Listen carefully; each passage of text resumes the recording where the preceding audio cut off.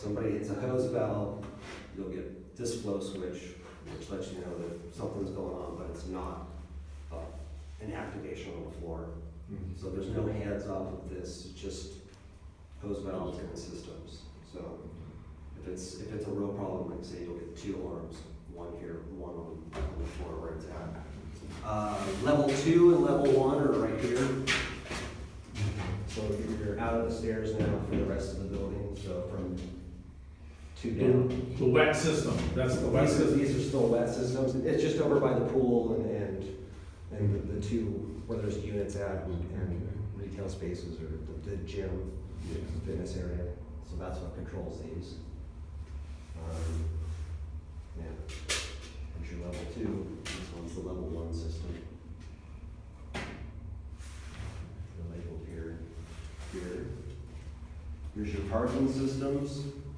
So this is the level 2, basically the north part of the building on level 2. This is the level 2, and then go to the south part of the building.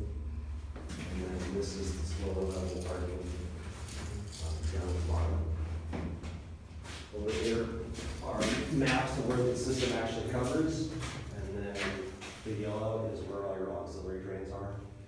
So for winter maintenance, or I don't know if you guys have somebody who does your service or any of that, so but that's what they'll be able to find without having to spend a lot of time walking around and making sure they're missing them. So water comes in here from the street.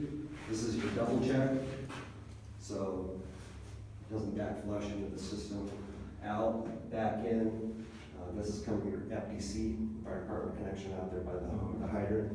They hook up, they pump it in this way, and it doesn't backflow because they'll turn up whatever pressure they want. And again, into here, same deal for closing.